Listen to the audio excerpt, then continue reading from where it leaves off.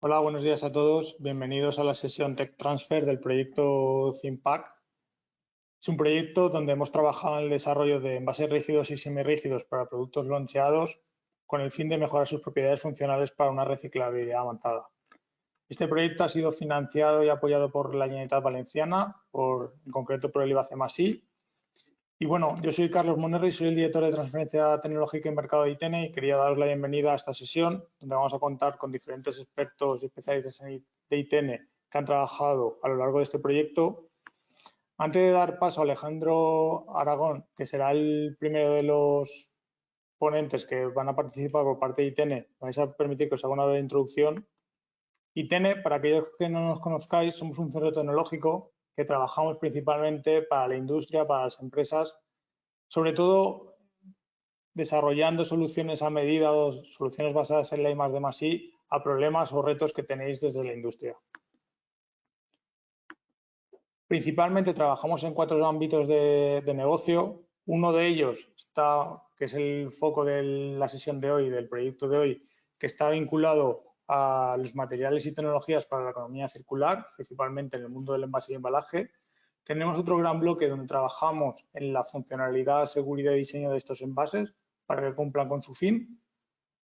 Y sí que después tenemos 2 líneas de negocio donde ya están fuera del ámbito del envase y embalaje y donde trabajamos en la monitorización ambiental y en la parte de transformación digital, logística y transporte. Principalmente nuestra actividad se focaliza y se centra en la parte de I+D+I, donde el 85% de nuestros ingresos se fundamentan ahí, donde trabajamos tanto a nivel europeo, en proyectos nacionales y proyectos regionales. Todo ello nos permite trabajar a nivel global, con empresas a nivel global, desde empresas del continente americano, pasando por supuesto por Europa y por España, pero también trabajamos con empresas de Asia y de Oceanía. Todas estas líneas impactan directamente en prácticamente todos los sectores industriales y por ello trabajamos principalmente con sectores como los fabricantes de materias primas, los propios fabricantes de envase y embalaje y la industria envasadora, como puede ser la agroalimentaria, la cosmética, la droguería o la farmacéutica. También juega un papel muy importante en la cadena de valor del envase y embalaje la gran distribución, dado que en muchos casos son los impulsores o traccionadores de la innovación. Por ello, esto nos permite trabajar en diferentes ámbitos de la tecnología, pasando por el desarrollo de nuevos materiales, nuevos aditivos, nuevos materiales auxiliares para la industria del envase y embalaje, como son adhesivos, coatings y demás. Pero, como os decía, también trabajamos en otros ámbitos, como son los biosensores y bioanálisis ligados a la monitorización ambiental o en la parte de transformación digital, donde trabajamos principalmente en los nuevos desarrollos ligados al blockchain, a la inteligencia artificial o a la conectividad avanzada. Como os decía, hoy el proyecto se focaliza en la parte de economía circular, donde trabajamos tanto al inicio de la cadena desarrollando nuevos materiales, nuevas soluciones que en el fin de vida van a ser fácilmente reciclables, reutilizables o compostables, y también en la parte final de vida de estos envases y embalajes, donde trabajamos tanto en tecnologías de reciclado químico, reciclado mecánico o valorización a través de la biotecnología. Y ya centrados en el proyecto de hoy, como os decía, nos vamos a centrar en el desarrollo de nuevos materiales y tratamientos barrera para reducir los espesores, con lo cual generar un menor impacto medioambiental y también, por otro lado, la mejora de la reciclabilidad, dado que es un hito que se establece tanto en el reglamento, en el Real Decreto Español de envases y residuos de envase, como en el reglamento publicado este año, donde en 2030 vamos a tener que cumplir con el requisito de la reciclabilidad en envases plásticos. Y todo ello lo hacemos en nuestras instalaciones que están en Paterna, en Valencia, donde contamos con diferentes plantas piloto y laboratorios que nos permiten desarrollar estas soluciones y trabajar mano a mano con la industria. Y sin más, os doy paso ya a Alejandro, que será el primero de los ponentes. Muchas gracias.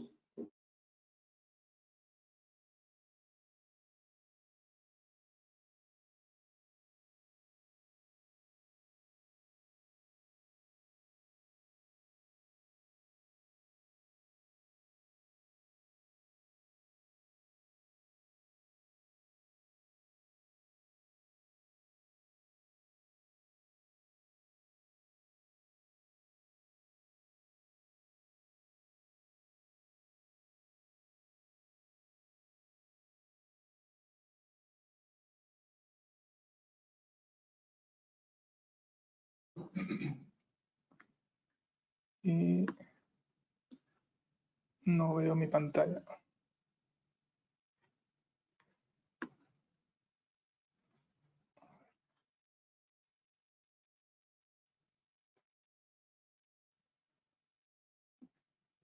¿Esto cómo lo puedo minimizar?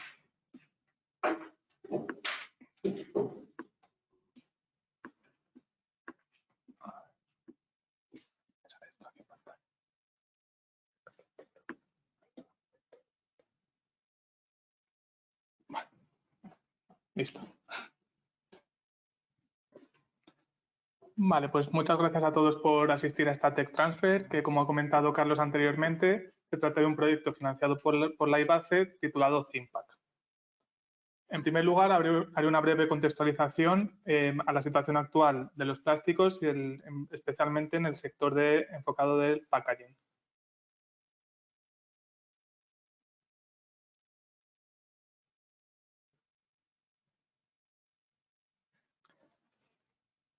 Bien, como todos sabemos, el plástico hoy en día juega un papel fundamental en nuestras vidas. Entre sus propiedades podemos destacar su bajo coste, la ligereza, la versatilidad en cuanto a propiedades y su gran disponibilidad a gran escala. Esto ha convertido que el plástico se haya convertido en un material prácticamente imprescindible en nuestras vidas. Lo podemos encontrar en sectores tan diversos como el packaging, la automoción, el sector de la construcción o también en sectores como el biomédico o el de la agricultura.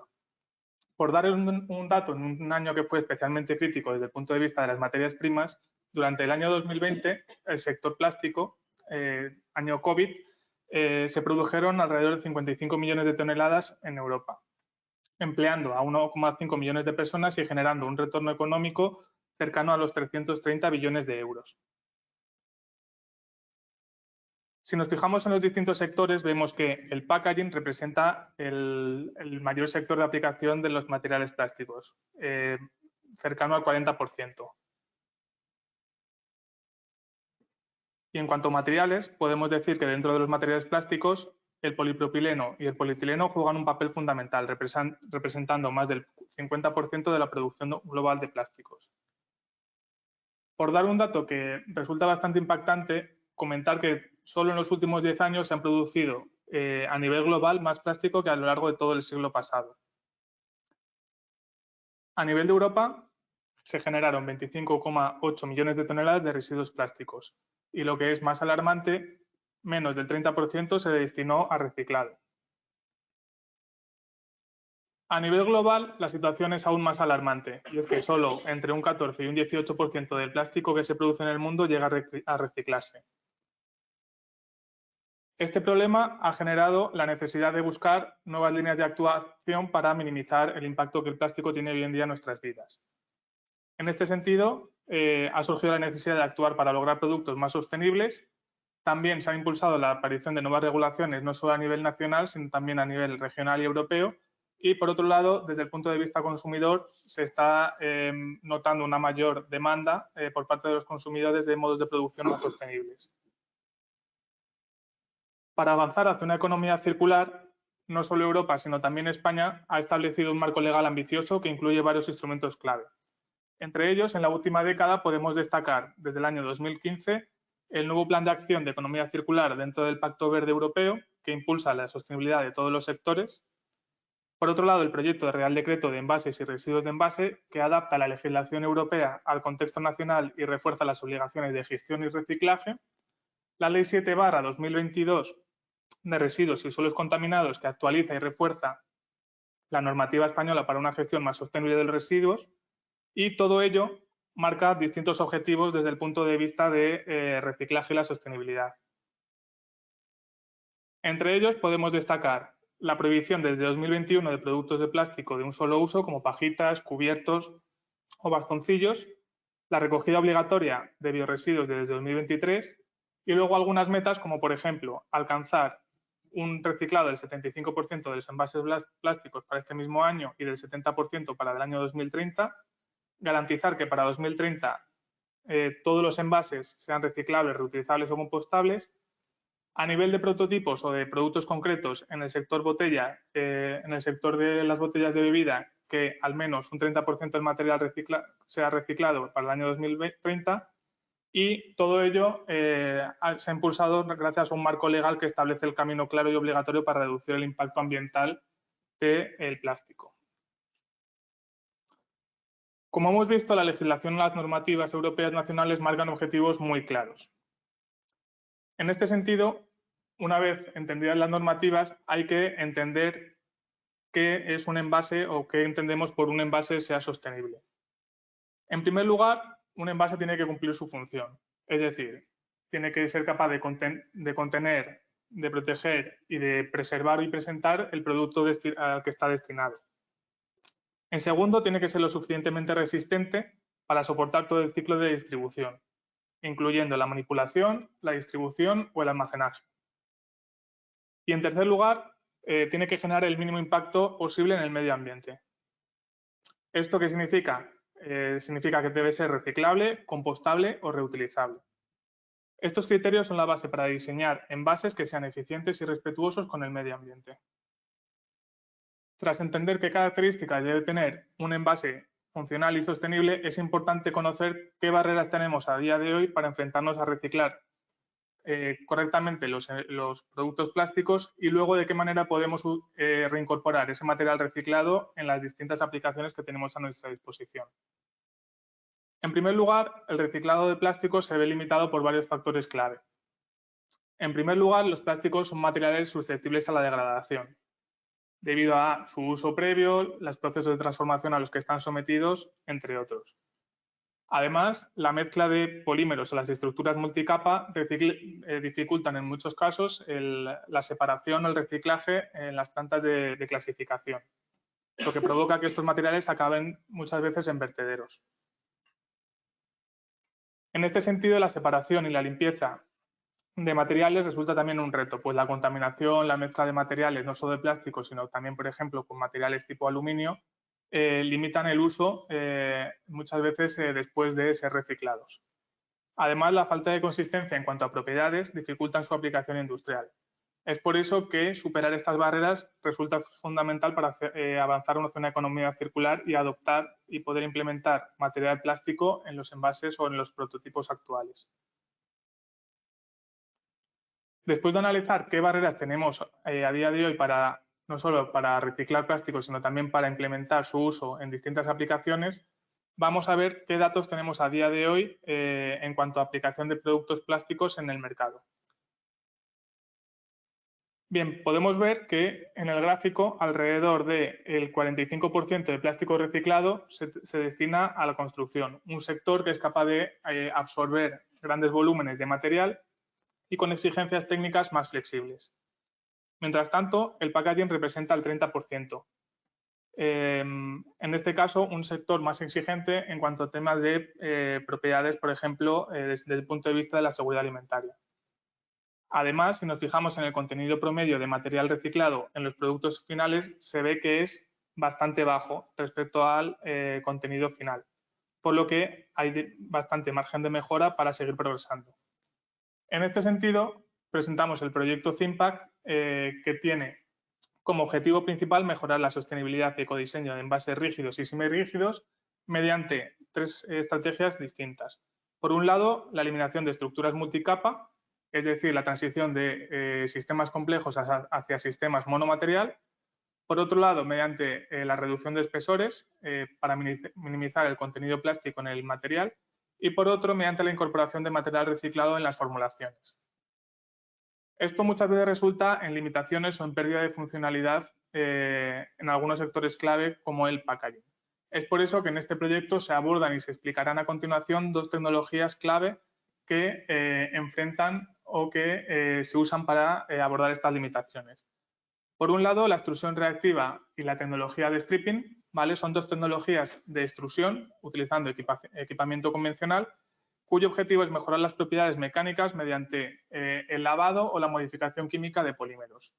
Y por otro lado, se utilizará tecnología de plasma polimerización para aplicar recubrimientos de tan solo nanómetros para mejorar no solo propiedades barreras, sino también para evitar la migración de sustancias contaminantes desde el material de envase al producto. Entre las aplicaciones que se han validado en el proyecto podemos destacar envases termoformados para productos loncheados, envases inyectados para productos tipo salsas y envase tipo botella para sector cosmético. Estas tecnologías serán explicadas a continuación por mis compañeros Alejandro Guillem y Alejandro Prieto para entrar más en profundidad y en detalle. En primer lugar, presentará mediante vídeo Alejandro Guillem la tecnología de extrusión reactiva y stripping para mejorar las propiedades de polímeros reciclados.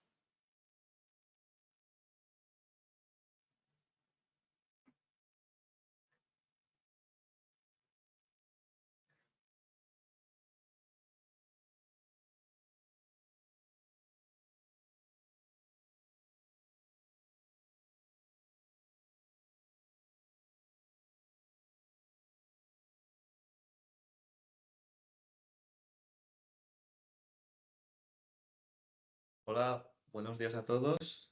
Muchas gracias, Alejandro, por la introducción. A continuación vamos a pasar a la siguiente presentación. Un segundo.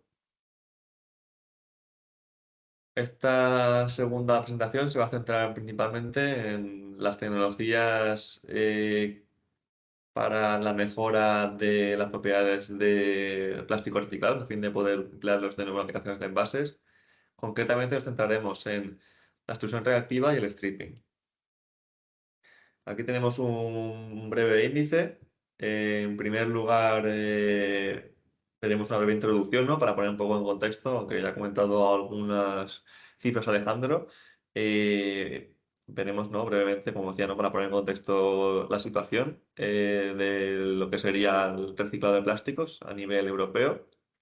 Luego veremos cómo podemos solventar estas limitaciones mediante diferentes tecnologías o herramientas. Principalmente destacaremos dos más novedosas, que son la extrusión reactiva y el stripping. Y luego nos centraremos también en los resultados que nos tiene el proyecto, concretamente la línea de poliolecinas y más concretamente de poliolecinas de alta densidad reciclada. Bien, como ha comentado Alejandro, los plásticos pues, a día de hoy tienen una elevada demanda debido, ¿no? a sus buenas prestaciones, pues, bajo coste, ligereza, durabilidad, facilidad de transformación, etcétera. Ello hace que pues, a día de hoy se disponga, ¿no? o se haga un consumo elevado de plásticos a nivel europeo. Como podéis ver ahí, las cifras según el informe Plastic de Fax en 2022, según Plastics Europe, se alcanzaron 54,1 millones de toneladas, perdón, en 2022, de las cuales el 39% correspondía a packaging. Más concretamente, de ese 39%,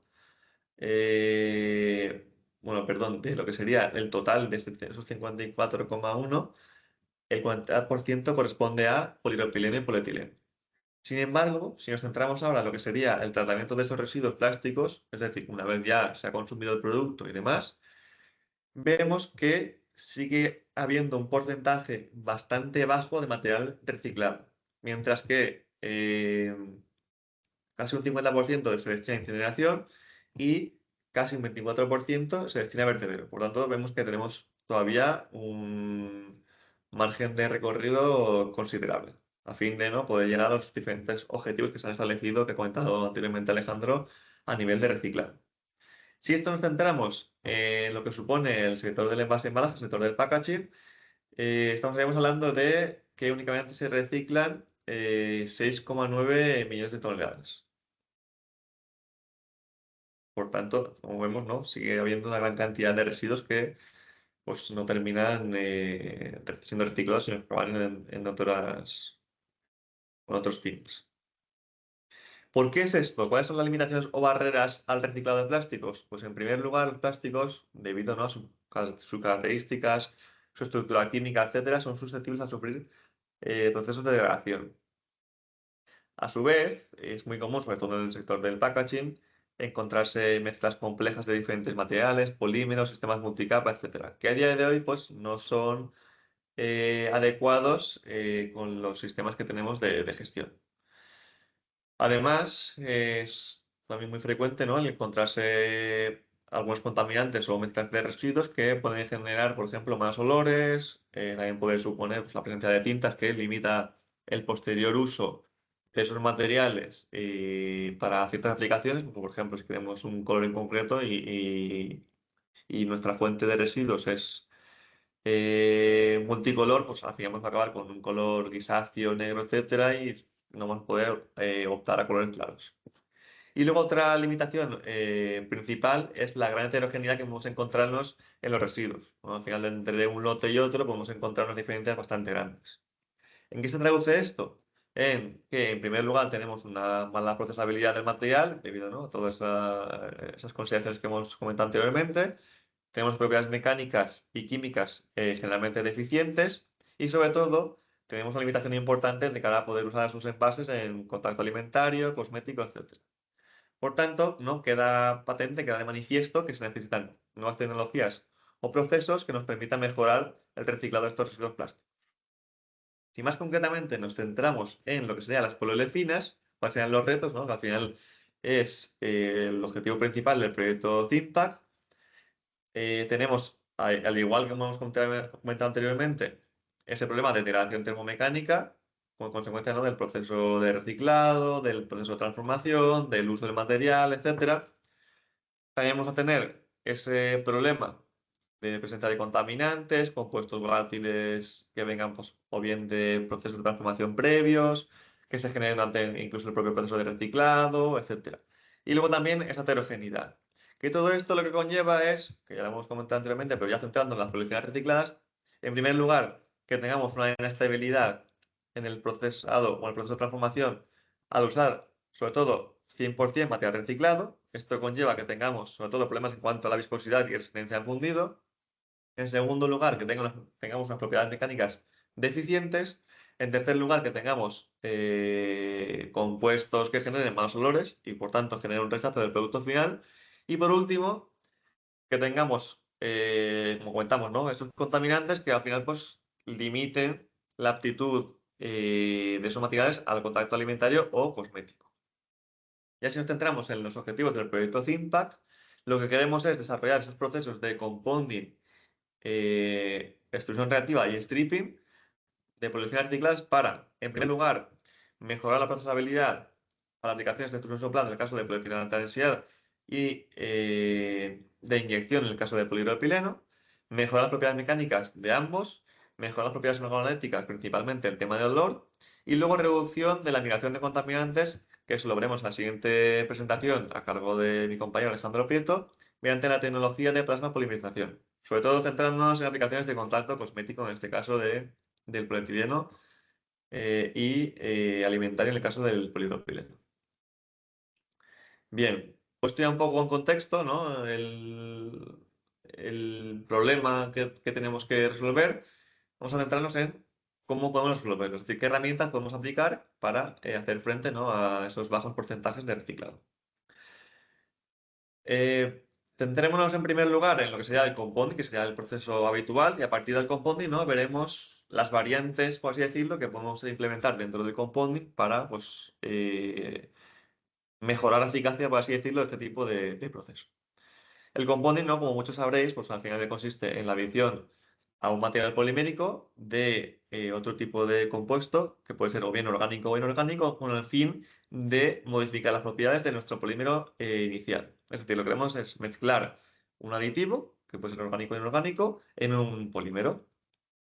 Esto se lleva a cabo principalmente en extrusoras de doble usillo cortante, debido generalmente a que tiene una mayor capacidad de desgasificación, una mayor capacidad de mezclado, tiene un diseño modular, es decir, podemos adaptar la configuración de esos usillos al proceso que queremos llevar a cabo y, por tanto, pues es, como decía, ¿no?, es muy versátil.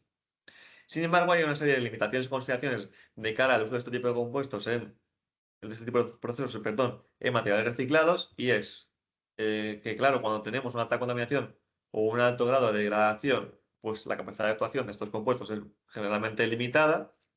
Además, resulta complejo el ajustar la dosificación de esos aditivos como consecuencia de esa alta heterogeneidad que tenemos entre lotes de plástico reciclados. Es decir, podemos a lo mejor desarrollar una formulación que funcione muy bien para un lote, pero cuando nos viene el siguiente lote, debido a la gran variabilidad que podemos tener en los materiales reciclados, pues que no funcione de la misma forma. Y luego también, sobre todo cuando empleamos refuerzos generalmente o mayoritariamente que sean de carácter nanométrico, tenemos que dispersar, es decir, tenemos que mezclar muy bien el refuerzo de tal forma que tengamos una buena dispersión, es decir, esas partículas gordas distribuidas, o mejor dicho, divididas en partículas más pequeñas y que esas partículas más pequeñas estén distribuidas, homogéneas a lo largo de la cadena del polímero, de tal forma que tengamos un comportamiento estable y homogéneo en todo el material. Ya partiendo del compounding, dentro del compounding podemos implementar el stripping, sobre todo para solventar ese problema de presentar compuestos volátiles que generan malos olores. Entonces, ¿en qué consiste el stripping? El stripping es un método en el cual, en el propio proceso de extrusión o de compounding, lo que hacemos es incorporar una serie de gases de arrastre, conocidos como stripping agents, generalmente son líquidos, que se introducen en el propio proceso de extrusión y lo que nos permiten es arrastrar esos compuestos volátiles o bien se generan en el propio proceso de extrusión o bien vienen previamente incorporados en la matriz polimérica, los arrastran y posteriormente los extraemos mediante la bomba de desgasificación y con ello, pues, como decíamos, reducimos esos compuestos volátiles y con consecuencia, pues esos malos olores que podemos tener en materiales reciclados. A su vez, el stripping tiene una serie de consideraciones o aspectos que afectan a la materia reciclada y es que, en primer lugar, disminuyen el MFI, el índice de fluidez del material, y esto se debe a que pues, estamos eliminando esas cadenas más cortas, es decir, esas cadenas más degradadas, y esos compuestos de bajo peso molecular, que lo que pueden hacer es que actúen en un principio como plastificantes. Por tanto, al eliminar o reducir el contenido de esos compuestos, conseguimos también favorecer el mantener la viscosidad del material. Es decir, que no se disminuya, sino que la mantengamos o incluso pues, que la incrementemos. A su vez, también podemos, como consecuencia de estos procesos, aumentar el módulo de flexión del material, puesto que al eliminar esos compuestos, esos contaminantes, conseguimos una cadena como más compacta, de tal forma que tenemos al final un material más rígido o estructurado. Y luego también puede afectar a la ductilidad, a la ductilidad, perdón, en el sentido de que, pues al eliminar esos contaminantes o esas impurezas que tenemos dentro de la matriz polimérica, tenemos menos defectos y al tener menos defectos, tenemos más probabilidad de que el material se nos rompa, por ejemplo, cuando sufra una elongación, un estiramiento o lo que sea. Muy importante en los procesos de stripping, la configuración de usillos. ¿Por qué? Porque si no tenemos una buena configuración de usillos, no vamos a poder eliminar de manera satisfactoria esos compuestos orgánicos volátiles. La siguiente tecnología que me gustaría destacar es la extrusión reactiva, que también se lleva a cabo en procesos de extrusión de tablusillo rotante, y lo que consiste es aprovechar ese proceso de extrusión para llevar a cabo una reacción química en fundido, de tal forma que podemos producir polímeros de mayor valor añadido, puesto que estamos actuando sobre la estructura molecular del material. ¿Qué ventajas tiene esto?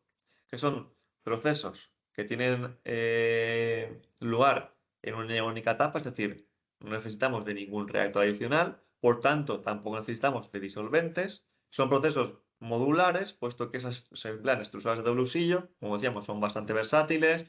Podemos diseñar las configuraciones de usillo de manera específica para esos procesos y también nos permite homogeneizar el material reciclado. ¿Por qué? Porque podemos actuar de manera selectiva sobre la estructura química del material y con ello pues, intentar obtener un material lo más homogéneo posible.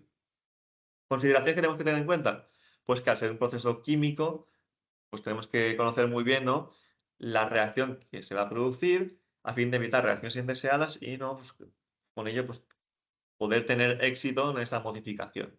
Para ello, una herramienta clave que empleamos en ITN y hemos empleado en el proyecto ThinkPack es el uso de tecnologías de monitorización online. En este caso empleamos un reómetro que lo que nos permite, como podéis ver ahí abajo, es un equipo que se coloca al final de la extrusora y lo que nos permite es monitorizar en tiempo real las propiedades viscoelásticas del material y con ello detectar, por ejemplo, cambios en el material de entrada, es decir, por ejemplo, que cambiemos de un lote a otro y con ello pues, nos entre un material que sea más fluido, menos fluido, que tenga más contenido en un polímero que en otro, etc. Y luego también podemos incluso corregir, por ejemplo, algún fallo que veamos en el proceso de extrusión reactiva. Pues, por ejemplo, que veamos que no está produciéndose de la manera esperada esa modificación y estamos obteniendo, por ejemplo, la viscosidad inferior a la que se espera. Pues, con ello podemos ajustar de manera rápida ese proceso y con ello pues, reducir tiempos de procesado, tiempos futuros, ¿no?, de catalización, etc. Por tanto, como hemos visto, un denominador común de todos los procesos que hemos comentado anteriormente es la configuración de usillos. Si no tenemos una buena configuración de usillos, no vamos a tener éxito en esas modificaciones. Por ello, una herramienta clave en ITN, que contamos con ITN, es el uso de softwares de simulación, que lo que nos permiten es realizar un análisis global de todo ese proceso de compounding, de stripping, extrusión reactiva, etc., en esa estructura del usillo rotante, evaluar cómo se comporta el material a lo largo de todo el proceso y con ello diseñar configuraciones de usillo que sean específicas para esa combinación. Podemos, por ejemplo, desarrollar varias, seleccionar la más prometedora y ya directamente testearla en máquina. ¿Cómo funciona este software de simulación? Pues bien, lo que requiere es en primer lugar una serie de inputs, principalmente del material, por ejemplo, propiedades térmicas del material, propiedades radiológicas del material,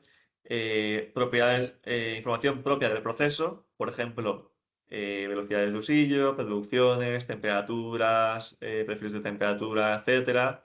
Luego aquí también incluiremos información de esos aditivos, de esos compuestos, de la desgasificación, etc. Y luego también la información propia de la estructura, es decir, cuántos barriles tenemos, de qué dimensiones, diseñaremos diferentes configuraciones de usillo, etc.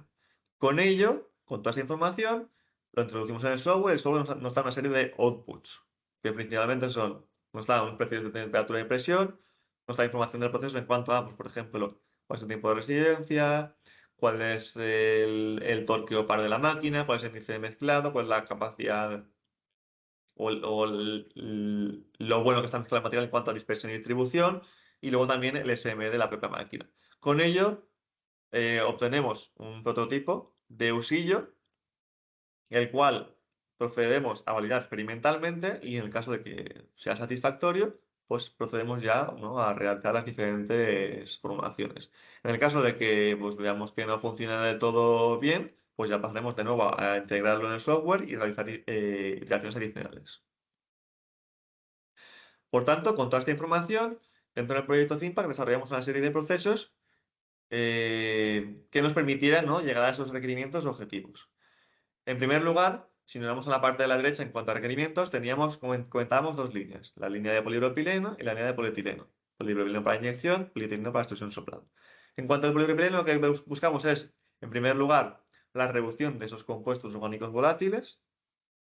En segundo lugar, al tratarse del proceso de inyección, necesitamos de valores de fluidez altos, es decir, viscosidades generalmente bajas. Por tanto, lo que tenemos que hacer es, en este proceso de extrusión reactiva, realizar una degradación controlada de la cadena del material, de tal forma que así conseguimos la disminución de la viscosidad. Y luego también necesitamos incrementar las propiedades mecánicas, principalmente mejorar la rigidez del material. Y luego, en cuanto al polietileno de extrusión soplado, el primer objetivo es reducir esos compuestos orgánicos volátiles, reducir esos problemas de malos olores, etc. En segundo lugar, aumentar la resistencia y viscosidad en función del material para que cuando pasaremos al proceso de extrusión soplado pues no tengamos ninguna limitación de cara a la formación de ese Parison y el posterior soplado de la botella. También sería interesante aumentar el endurecimiento a la deformación del material, es decir, que cuando nosotros estemos formando el Parison, pues no tengamos problemas ni de descuelgues, ni nada parecido. Y por último, aumentar la rigidez del material para que cuando tengamos el envase final, pues tenga una resistencia al empilamiento óptima. Y luego también pues tendremos que balancearnos para que tampoco comprometamos la resistencia a la caída. Con todos estos requerimientos en mente, para mejorar propiedades, pues se identificaron una serie de materiales o aditivos para emplear en el proceso, que eran En primer lugar, una serie de cargas y refuerzos. En segundo lugar, diferentes modificadores de impacto para, como comentamos, mejorar esa resistencia al impacto. En tercer lugar, los compuestos reactivos que nos van a permitir realizar esa modificación química. Y luego, por último, estabilizantes de proceso. Por ejemplo, para favorecer para controlar mejor el proceso de destrucción reactiva y luego que también el material, cuando pasa la degradación final, pues no tenga ningún problema ni de degradación ni nada parecido. Con todo esto, procedemos a la siguiente etapa, que es la de optimización del procesado, donde pasamos a simular el proceso de compounding, teniendo en cuenta, como decíamos, ¿no? Diferentes configuraciones de usillo, diferentes parámetros de proceso, producción, temperatura, tiempo de residencia, revoluciones, etc.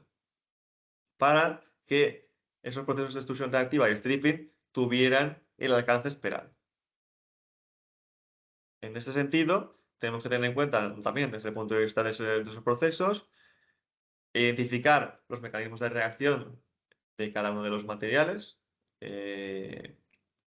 a fin, ¿no? de poder atacar ese mecanismo y que no se produzcan reacciones indeseadas. Por ejemplo, en el polietileno, pues que no, como queremos aumentar la resistencia y viscosidad del fundido, pues que no hagamos, por ejemplo, el efecto inverso, que sería cortar las cadenas. Lo que queremos en este caso es alargar las cadenas. O al revés, el polipropileno, pues que en vez de cortar las cadenas para disminuir esa viscosidad, pues hagamos el efecto inverso. Por tanto, tenemos que tener muy identificados esos procesos. Luego también los stripping agents, identificar esos agentes de limpieza o gases de arrastre para arrastrar esos compuestos volátiles y todo eso combinado con los equipos de monitorización en línea para ajustar parámetros del proceso, corregir heterogeneidades, etc. De tal forma que integrando todo este bloque, toda esta serie de conceptos, conseguimos desarrollar esos procesos de modificación que nos permitan al final tener un material con prestaciones óptimas. Ahora nos vamos a centrar ya en los resultados obtenidos del proyecto. Concretamente, nos centraremos en los resultados obtenidos en la línea de polietileno transversal reciclado para aplicaciones de extrusión soplada de cuerpo hueco. Aquí podemos ver las diferentes formulaciones que se han llevado a cabo dentro del proyecto y que han obtenido un mejor comportamiento. Como podéis ver, comparamos con un material virgen de referencia y tenemos el material reciclado de partida, que sería el HDP, y diferentes formulaciones obtenidas. Aquí hemos evaluado tanto comportamiento mecánico, tracción y flexión, como comportamiento reológico, índice de fluidez, como comportamiento organoléptico, que sería el tema del olor. Lo que buscábamos es obtener un material lo más parecido posible al virgen de referencia, de tal forma que cuando hagamos el proceso de formación no tengamos ningún problema y cuando tengamos el producto final tampoco tengamos ningún problema. Como podéis ver, la mayoría de formulaciones presentaron una mejora de la resistencia tanto a tracción como a flexión, así como un descenso de la fluidez, que al final lo que buscamos, ¿no? Incrementar esa viscosidad de fundido, por tanto, reducir esa fluidez. Y luego, a su vez, la mayoría de formulaciones también presentaron una mejora desde el punto de vista organoléptico. Se realizó un análisis sensorial y se identificó que principalmente la formulación 1 y la formulación 2 carecían, ¿no? de compuestos susceptibles de generar malas flores. Por tanto, teniendo en cuenta esta información, se seleccionaron las formaciones 1, 2 y 3, ¿no? Debido a sus buenas propiedades mecánicas, reológicas y organolépticas. En el caso de la formación 3 también se decidió elegir, también debido, ¿no? a su buen comportamiento, en este caso, a tracción en la elongación de rotura. Tenía una elongación de rotura alta, lo que puede también favorecer la resistencia frente a caída y también mantenía muy bien la rigidez o módulo de flexión. Es decir, no se espera que esta formulación tenga un buen comportamiento tanto ante apilamientos como a caídas. Sí que es verdad que desde el punto de vista sensorial no era tan prometedora como la formación 1 y 2, pero así, ¿no? se decidió testear. Estas tres formulaciones se evaluaron en procesos de soplado de cuerpo hueco. Concretamente, se realizó la obtención de envases de 250 mililitros de manera satisfactoria en los casos y también se corroboró a nivel sensorial que la formulación, sobre todo la 1, presentaba muy buen comportamiento organoléptico. Actualmente estamos terminando de realizar los diferentes ensayos de caracterización, principalmente propiedades físico-mecánicas, compresión y caída, propiedades organolépticas, tema de contaminantes volátiles, y luego también, que ya os presentará mi compañero Alejandro Prieto a continuación, cómo han ido, ¿no?, esos ensayos de recubrimiento por plasmapolarización para conseguir una evaluación, bueno, para conseguir una aptitud para contacto cosmético. Y nada, finalmente, no, ahí tenéis a la derecha resumidos los principales requerimientos de la aplicación final, que ya lo hemos comentado anteriormente, ¿no? Resistencia a caída e impacto, resistencia al apilamiento, buena procesabilidad, resistencia a viscosidad en fundido, ausencia de más flores y contacto cosmético. Y nada, muchas gracias. Os dejo a continuación con mi compañero Alejandro Prieto y si tenéis alguna duda, por favor, creo que al final de la sesión, tenemos una sesión de dudas.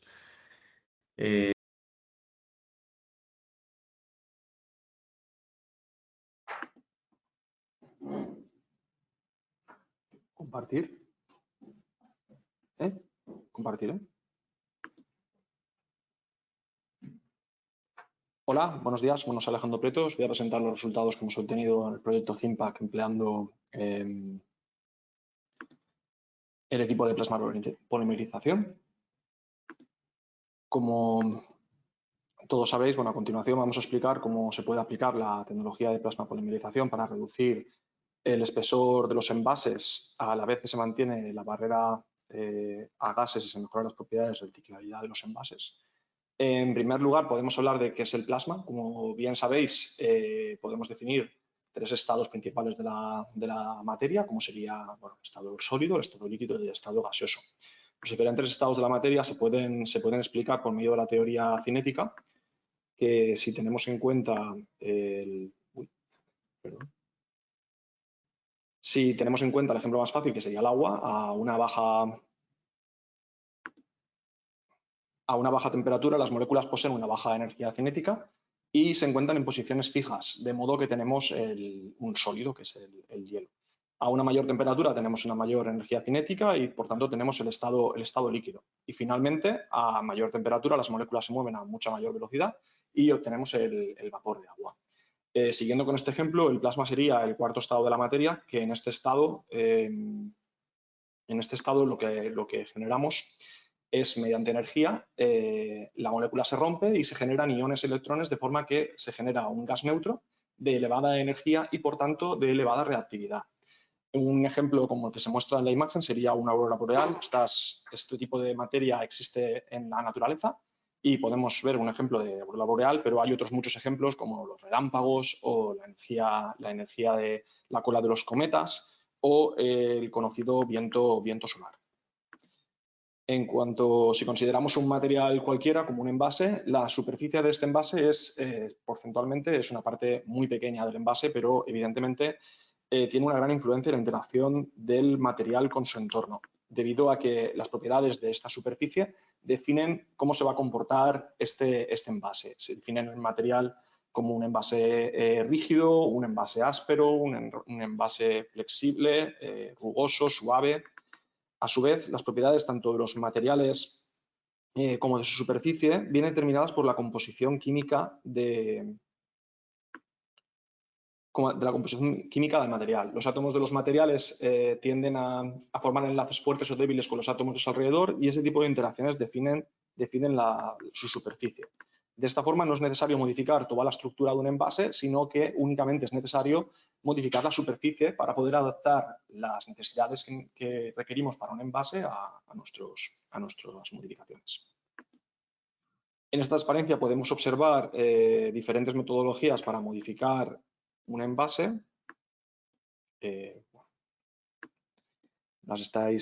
Son el recubrimiento mediante PVD, sprayado o roll to roll, la reacción química que sería pues, un CVD, mediante silanos, esterificaciones, la implantación iónica o la tecnología de la que estamos hablando en esta sesión, que es la plasma polimerización, que sería a la vez un recubrimiento y una reacción química superficial.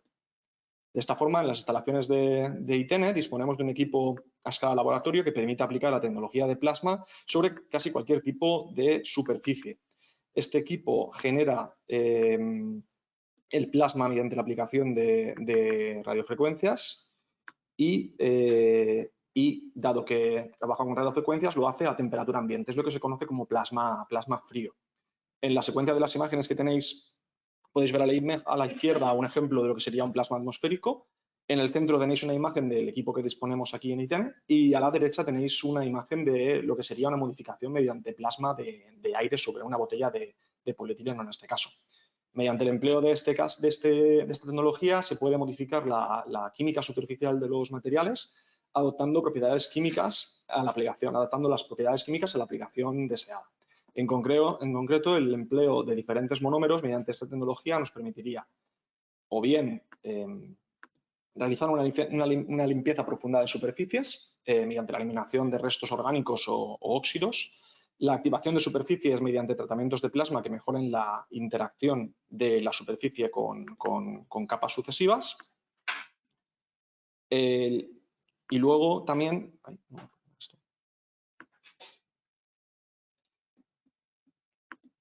la activación que permitiría que una superficie sea más receptiva químicamente a tintas, adhesivos o resinas, y el etching, que sería la generación de microperforaciones en la superficie de materiales para favorecer la adhesión de las siguientes capas. Y también la aplicación que más nos interesa en nuestro caso, que sería el caso de la síntesis de recubrimientos mediante plasma polimerización. Mediante esta tecnología podemos aplicar recubrimientos a escala nanométrica de un espesor inferior a 1 micra para mejorar diferentes propiedades del material, ya sea un envase o sea el tipo de material que sea, y podemos mejorar propiedades barrera, hidrofobicidad, propiedades mecánicas, etc. Y bueno, durante estos tratamientos lo que se modifica también es la energía libre de superficie.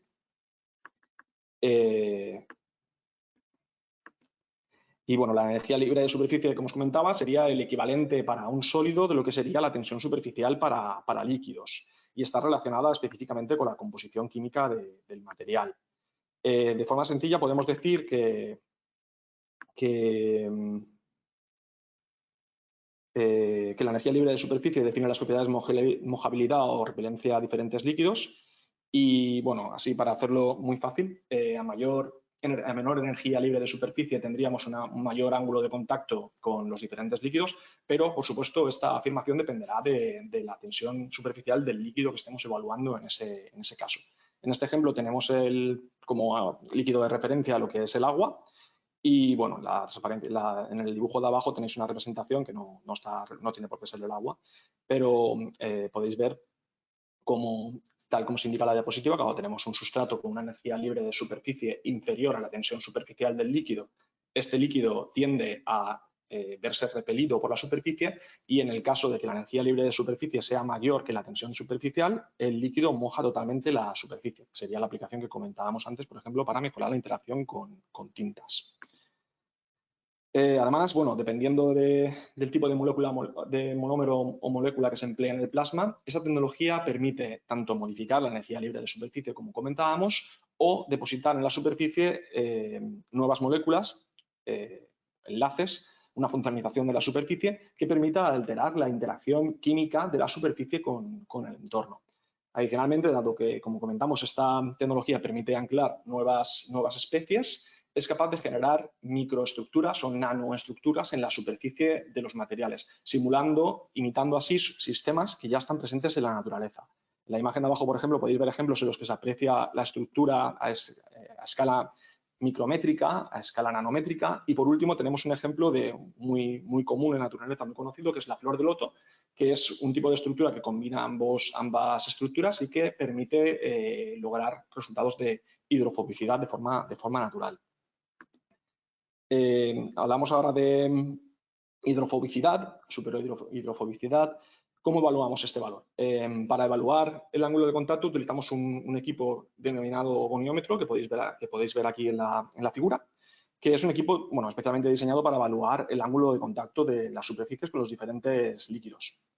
Si utilizamos este equipo para determinar el ángulo de contacto entre un líquido y una superficie, podemos diferenciar entre sustratos superhidrofílicos, sustratos hidrofílicos, sustratos hidrofóbicos a partir de 90 grados de ángulo de contacto, como tenéis en la diapositiva, o incluso de superficies que presentan un ángulo de contacto superhidrofóbico por encima de los 150 grados. Sin embargo, esta definición es una definición muy simple, puesto que puede darse el caso de que un ángulo de contacto muy elevado, incluso de 150 grados, no muestre, el sustrato no muestra una repelencia a líquidos. Esto se debe a los comportamientos de tipo Wenzel que podéis ver en la esquina inferior izquierda de la transparencia, en la que, bueno, en este caso, en el caso Wenzel, la gota penetra entre los huecos presentes en la microestructura o nanoestructura del material y se queda adherida, de forma que la gota, al inclinarse el plano, se queda adherida a la superficie y no desliza. Lo que nosotros querríamos, si quisiéramos obtener un caso de superhidrofobicidad, sería lograr una estructura de tipo Casey-Baxter, en la que la gota no penetra en la estructura y, por tanto, desliza con mucha mayor facilidad. De esta forma, si queremos hablar realmente de una estructura que presenta superhidrofobicidad, es necesario combinar tanto un elevado ángulo de contacto al líquido como un bajo ángulo de deslizamiento. De este modo, nosotros disponemos de un equipo que dispone de una superficie basculante, que es lo que nos permite evaluar el ángulo de deslizamiento de los líquidos. Adicionalmente, la deposición de recubrimientos mediante la plasmapolimerización podría tener otros efectos sobre el envase. Como hemos comentado, darle propiedades de mayor resistencia, no sé, al desgaste, a la permeación de gases, y es justamente lo que hemos hecho durante el proyecto ThinPack. Hemos depositado de recubrimientos sobre envases para mejorar sus propiedades barrera a diferentes gases. En concreto, hay una gran cantidad de ejemplos en bibliografía en los que se explica cómo la deposición de recubrimientos mediante la técnica de plasmapolimerización permite reducir la permeación de oxígeno o incluso de vapor de agua a través de distintos sustratos. Esta aproximación resulta especialmente interesante teniendo en cuenta que durante el proyecto hemos empleado distintos sustratos de poliolefina fabricados diferentes espesores entre 350 y 930 micras aproximadamente. Y tan solo estamos haciendo unos recubrimientos mediante plasmapolimerización que tendrán tamaños inferiores comúnmente a una micra. Por tanto, si con este tipo de recubrimiento conseguimos una reducción en las propiedades, en la permeación de gases a través del sustrato, realmente estaremos dando la posibilidad de reducir el espesor del envase a la vez que mantenemos las propiedades de permeación iniciales. También se ha hipotezado recientemente con que este tipo de materiales, de recubrimientos generados mediante plasmapolimerización, podrían permitir reducir o incluso mitigar totalmente la migración de compuestos químicos a través de la superficie del envase. De ser así, la tecnología de plasmapolimerización para la obtención de recubrimientos con propiedades barrera contaminantes podría ayudar a reciclar este tipo de poliolefinas y reducir el consumo de poliolefinas vírgenes en el sector del packaging, que, como ha comentado anteriormente mi compañero, es un consumo muy elevado. También es importante destacar que actualmente no está permitido el uso de polietileno de alta densidad y de polipropileno reciclados en el sector del envase para el sector cosmético y en el sector del envase para contacto alimentario, por la presencia de contaminantes que proceden del propio proceso de reciclado de los materiales. De esta forma, si pudiéramos, como comentábamos, eliminar esta migración de los contaminantes, pues estos materiales podrían emplearse y podría ser un granito para el reciclado de materiales poliméricos. Por supuesto, como podréis imaginaros, la legislación relacionada para el uso de polímeros reciclados en la industria cosmética y la alimentación es muy restrictiva y dado que estos polímeros tienen una concentración elevada de contaminantes químicos, no pueden utilizarse en estos fines. Como comentaba, si pudiéramos aplicar la tecnología de plasma para obtener recubrimientos que evitaran la migración de estos contaminantes, sí se podrían emplear este tipo de poliolefinas recicladas en estas aplicaciones. Y en esta diapositiva hemos intentado poner un ejemplo. No son resultados reales, pero sí que es lo que realmente hemos hecho durante el proyecto y se puede extrapolar a lo que hemos estado realizando. Es un tema muy complejo porque no tan solo depende de la composición del contaminante, sino también por su concentración, como vamos a explicar aquí por medio de un ejemplo. Insisto que no son valores reales, pero bueno, es una situación que hemos trabajado. Como podéis ver aquí en la diapositiva, con la poliolefina sin modificar, la poliolefina reciclada sin modificar, tendríamos un polímero reciclado que presentaría A, B, C hasta L contaminantes como ejemplo, ¿no? Este material no sería, por tanto, apto para su uso ni como envase para aplicaciones cosméticas ni por envase para aplicaciones en alimentación.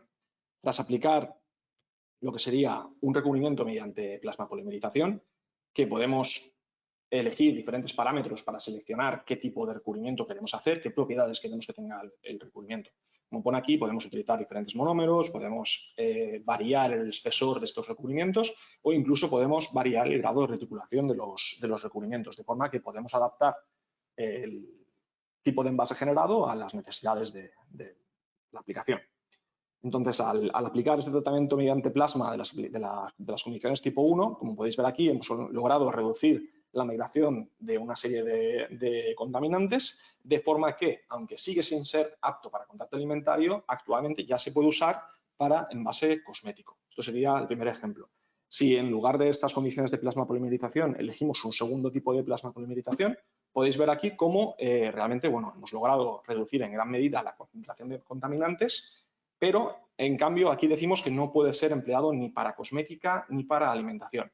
¿Qué se debe a esto? Se debe a que, como os comentaba, no tan solo se trata de qué contaminante tenemos, de qué concentración de contaminante tenemos, sino también de qué contaminante tenemos. En este caso tenemos el compuesto H, que podemos decir es un ejemplo de un contaminante muy tóxico y que debido a esta toxicidad no puede ser empleado en este tipo de envases. Por tanto, aunque hayamos reducido la presencia de contaminantes que migran al contenido del envase, no es válido para su aplicación ni en industria cosmética ni en industria alimentaria. Y finalmente, ponemos un ejemplo de un tercer caso de plasmapolimerización en el que hemos conseguido reducir aún más la cantidad de contaminantes y además también hemos eliminado el famoso contaminante H, de forma que este tipo de recubrimiento ya podría utilizarse tanto para la industria cosmética como para la industria alimentaria. De esta forma, como comentaba, la tecnología de plasma permitiría reducir o eliminar la migración de contaminantes y sería altamente deseable para ambas industrias relacionadas con el envase. Una vez hecha esta introducción, vamos a comentar los objetivos del tratamiento de plasmapolimerización en el proyecto CIMPAC. Como podéis ver aquí, los objetivos del proyecto CIMPAC sería la deposición de recubrimientos para plasmapolimerización y dentro de estos objetivos tendríamos tres subapartados, ¿no? Por un lado, mejorar las propiedades de repelencia de los envases, tanto a agua como aceite, como hexalcano, que sería similar al aceite. Por otro lado, reducir la permeación de gases, tanto de oxígeno como vapor de agua. Y por último, reducir la migración de contaminantes procedentes del propio material reciclado. Y bueno, ahora vamos a presentar los resultados obtenidos durante el proyecto. En esta diapositiva podéis ver un ejemplo de cuando evaluamos las propiedades repelentes de un sustrato de polietileno de alta densidad reciclado, pero no modificado mediante plasmapolimerización. Podéis ver que en este caso tenemos un sustrato que, como comentábamos, a partir de 90 grados sería cuando el sustrato es hidrofóbico. La primera columna sería el ángulo de contacto con el agua. El sustrato tiene un ángulo de contacto con el agua alrededor de 95, por tanto es ligeramente hidrofóbico, pero en cambio podéis ver en el caso del hexadecano, que es una molécula tipo que se usa para evaluar la oleofobia, o en el caso del aceite de oliva, como el líquido moja casi totalmente la superficie del sustrato. Por el contrario, si modificamos la superficie de este envase, insisto, con una capa de un espesor inferior a 1 micra, podemos modificar la superficie del envase pasando de 95 grados iniciales con el ángulo de contacto al agua a 115. Y por otra parte, alcanzar resultados ciertamente oleofóbicos con resultados en torno al 70% en el caso del aceite. Finalmente, si buscamos mejores condiciones de reacción, mejores condiciones de deposición de los recubrimientos y mejoramos el recubrimiento, podemos alcanzar incluso los resultados que se ven abajo en la figura, que serían ángulos de contacto al agua próximos a 143 grados, que sería algo muy próximo a los 150 grados que hablábamos para su hidrofobicidad, además de resultados para el aceite en torno a 113 grados, que es un valor, en comparación con la literatura, muy elevado. ¿Cómo hemos conseguido estos resultados tan positivos en cuanto a resultados de repelencia a diferentes líquidos? Pues obteniendo superficies de este tipo que simulan las estructuras que disponemos en la naturaleza, como la flor de loto. Estas superficies combinan estructuras micrométricas y nanométricas, como podéis apreciar en la imagen. Y bueno, tenemos diferentes tipos de recubrimientos que podemos hacer, con diferentes tipos de monómeros, condiciones de espesores, tiempos, diferentes parámetros que podemos modificar. Esto, por supuesto, es un muy buen ejemplo para el caso de la repelencia a líquidos, pero bueno, disponemos de otro tipo de condiciones que, si bien quizá no pueden obtener tan buenos resultados en cuanto a la repelencia a líquidos, sí que pueden aportar propiedades barrera mejoradas respecto a este recubrimiento, o propiedades al desgaste, o bueno, la propiedad que se desee para cada caso específico. Luego, como os comentaba anteriormente, claro,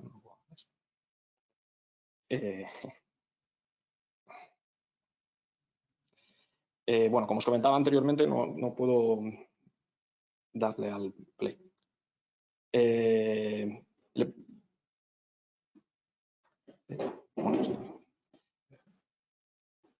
Bueno, como hemos comentado anteriormente, en el caso de superficies hidrofóbicas, únicamente podemos hablar de superhidrofobia en caso de que contemos con un bajo ángulo de deslizamiento.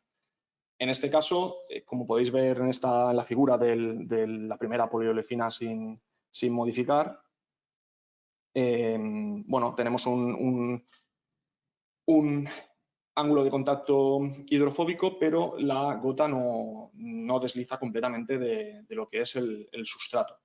Y como no desliza completamente, pues no podemos considerar que sea superhidrofóbico. Evidentemente, el ángulo de contacto tampoco daba lugar a ello, pero bueno, podía ser una opción.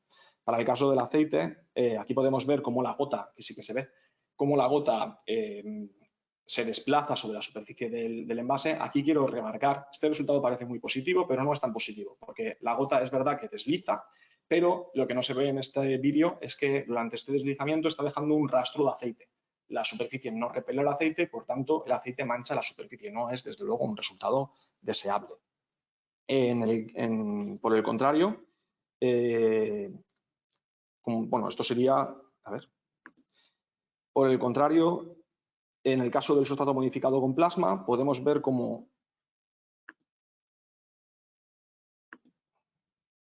la gota no únicamente desliza, sino que incluso se desprende totalmente. Este es precisamente el comportamiento que estamos buscando. Esto es superhidrofobia, porque tenemos un ángulo de contacto próximo a los 150 grados y además con un ángulo de deslizamiento inferior a, no sé si son 6 grados o algo así, que indican realmente un valor de superhidrofobia.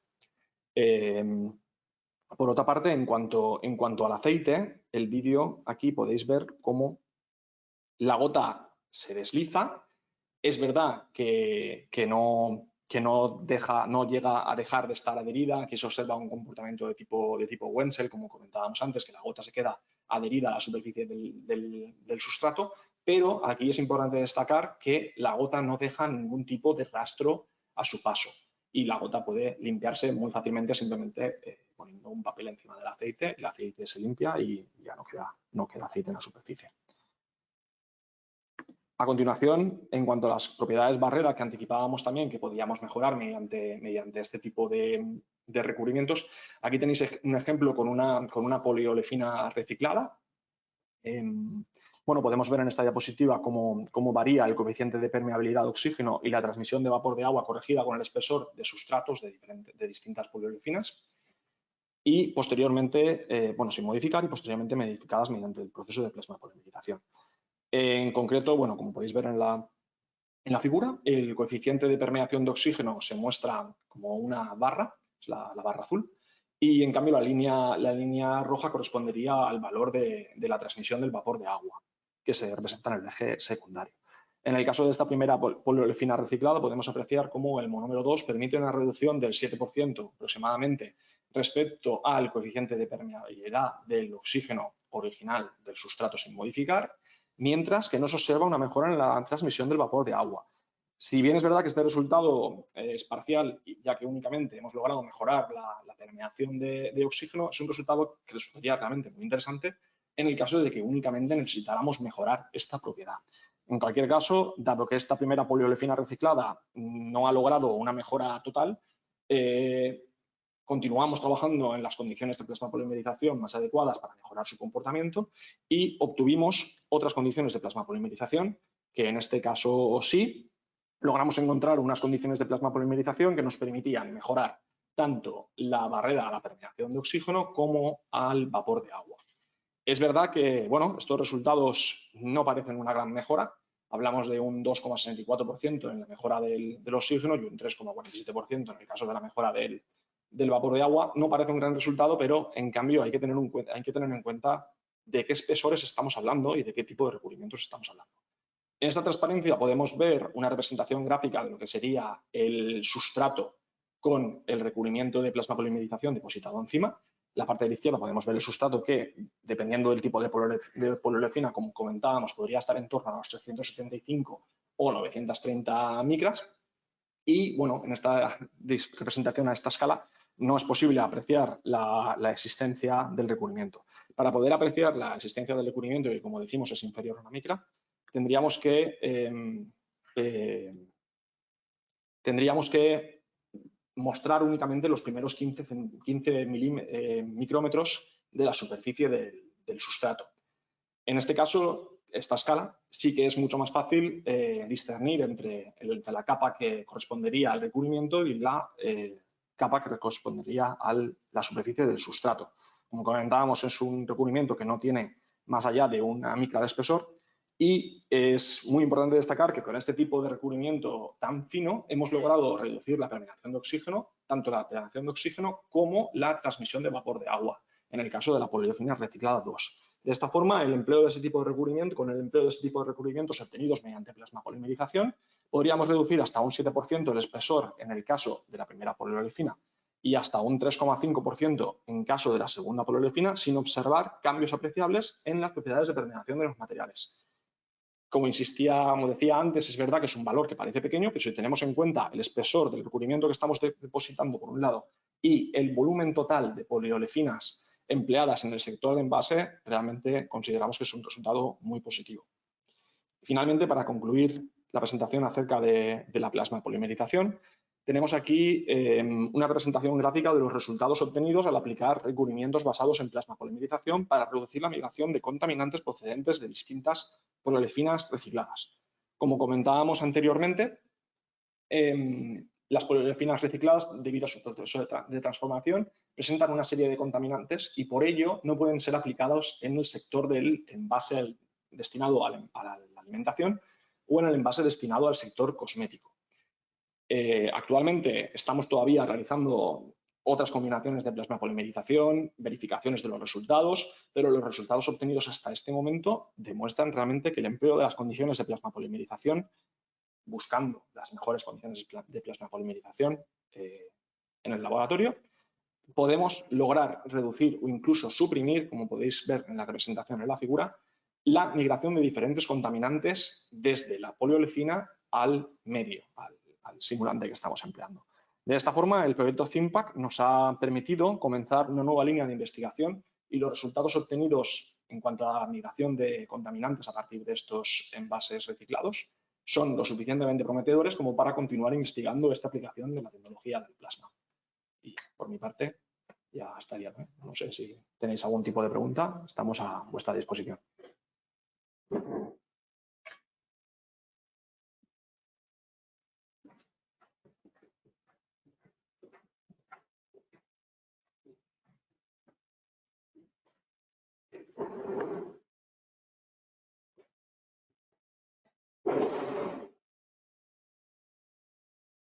Muy bien, pues para concluir, gracias a los Alejandros, Alejandro Guillem y Alejandro Prieto por sus explicaciones. Esperamos que os haya servido y os haya pues instruido un poco en tecnologías que quizás no conocíais.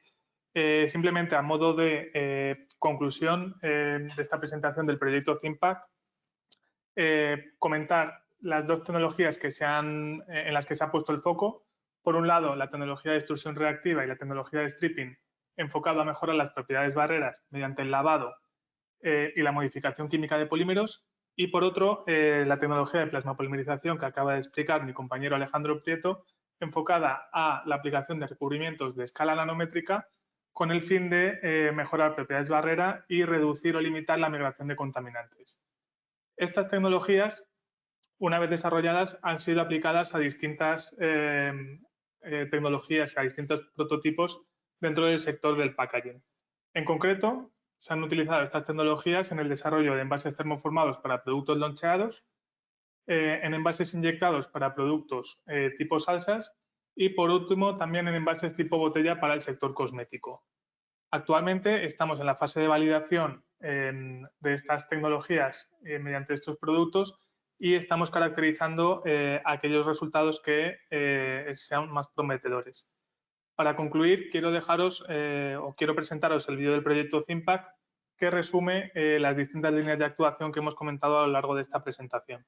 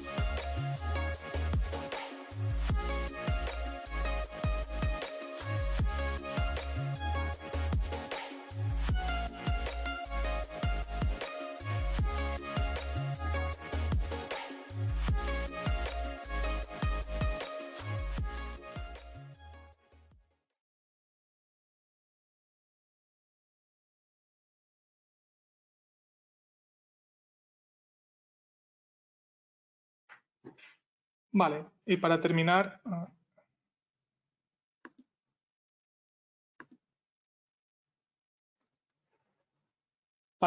presentaremos ahora las preguntas sondeo que realizará mi compañera Patricia y creo que tras las preguntas sondeo creo que hay un par de preguntas que trataremos de responder al final de la sesión.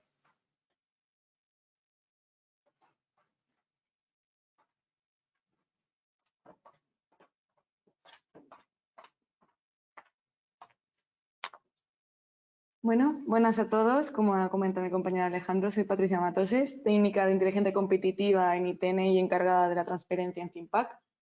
Y ahora vamos a realizar un pequeño sondeo para conocer y tener en cuenta el interés del mercado y poder focalizar este tipo de desarrollos hacia retos de la industria actual. Estas preguntas están relacionadas con la estrategia de sostenibilidad de los envases que fabricáis en caso de que seáis transformadores o que utilicéis en caso de que seáis envasadores. También mencionar que si no os identificáis con ninguno de estos perfiles, podéis responder con vuestro propio punto de vista como empresas relacionadas con este tipo de desarrollos. Vale, la primera pregunta se trata de ¿qué estrategias de sostenibilidad estáis teniendo en cuenta para la fabricación o selección de vuestros envases? Opción 1, envases biodegradables. Opción 2, envases reutilizables. Opción 3, envases reciclables. Opción 4, envases compostables. O no tenemos una estrategia definida actualmente. Vamos a dar unos segunditos para que podáis responder.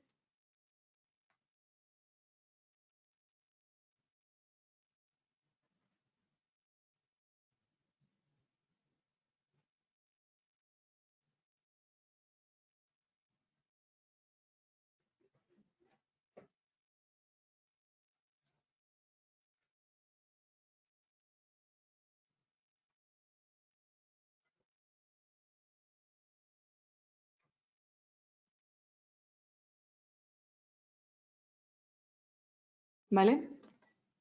Como opción más votada tenemos envases reciclables, entendemos que es para la nueva normativa que ha salido, seguida de envases compostables y como última opción votada envases reutilizables, dejando al margen en los envases biodegradables y que no tengáis ninguna estrategia definida. Pasando a la siguiente pregunta. ¿Qué requerimientos consideráis más prioritarios a la hora de fabricar o seleccionar un envase? Que sean más sostenibles, es decir, reducción de espesores, uso de materiales más sostenibles, que mantenga o minimice el precio del envase actual, que tenga mejores propiedades mecánicas y barrera, que sea más atractivo visualmente para el consumidor o ninguna de las anteriores.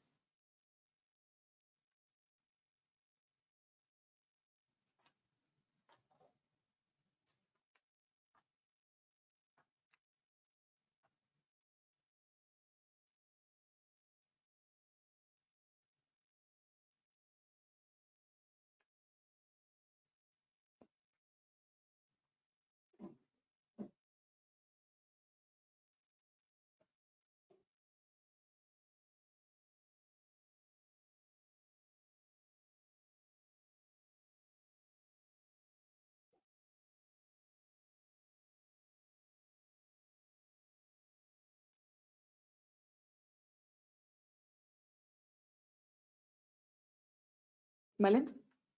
Como opción más votada, que sea más sostenible, reducción de espesores, uso de materiales más sostenibles, seguida de que mantenga o minimice el precio del envase actual y también hay que tener en cuenta que tenga mejores propiedades mecánicas y barrera.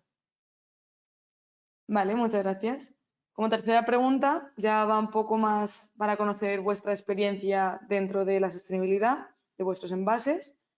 Y se trata de, ¿habéis trabajado con materiales sostenibles, biodegradables, compostables, monomateriales? Primera opción, si estáis trabajando con eso actualmente. B, hemos trabajado anteriormente, pero no hemos obtenido buenos resultados. C, hemos llevado a cabo proyectos con materiales sostenibles. D, no es una estrategia de interés para nosotros actualmente, manteniendo siempre la opción de ninguna de las anteriores por si acaso.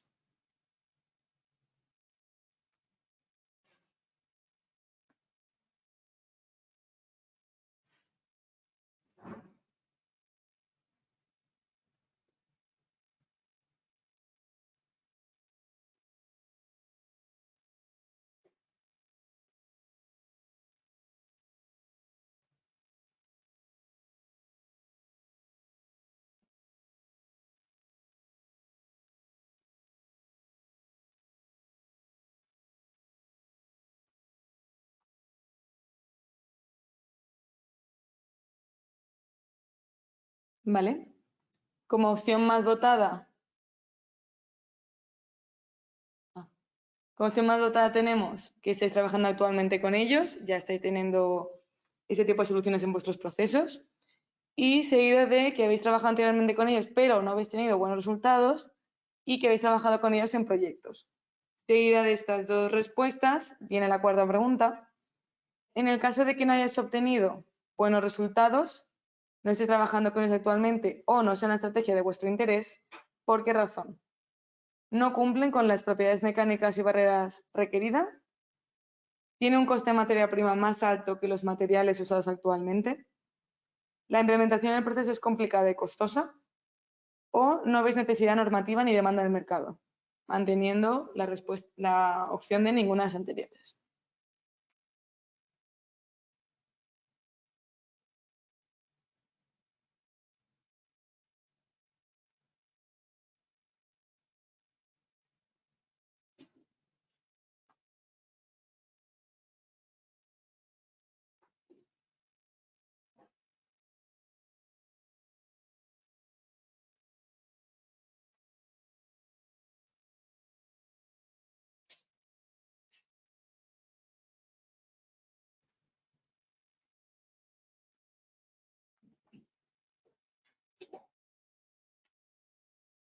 ¿Vale? Como opción más votada tenéis en cuenta el coste de materia prima que es más alto que el material, seguido de que no cumplen con las propiedades mecánicas y barreras requeridas y la implementación del proceso es complicada y costosa. Y finalmente, la pregunta está más relacionada con el proyecto por envases rígidos y semirrígidos.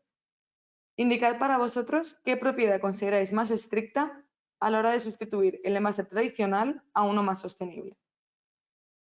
Que tenga la barrera al vapor de agua, la barrera al oxígeno, que tenga propiedades contra migraciones, resistencia a stretch cracking o la transparencia.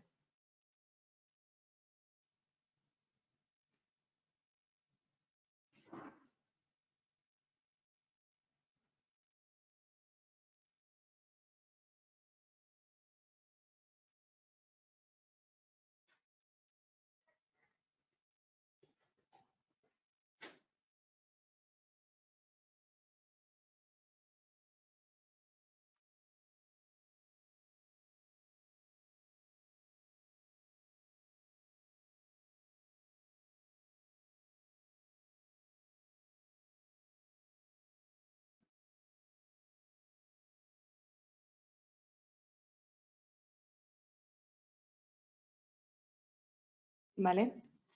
Las tres propiedades más votadas son la barrera al oxígeno, las migraciones y la transparencia, dejando en segundo lugar la barrera al vapor de agua y la resistencia a stress cracking. Pues todas estas respuestas que nos estáis comentando las tenemos en cuenta para futuros desarrollos para poder acercarlos más al mercado con vosotros y daré paso ahora a mi compañero Alejandro para que resuelva las dudas y en el caso de que tengáis más dudas o queréis tener más información sobre el proyecto o los resultados, podéis mandar vuestras preguntas al correo eventos@itn.com.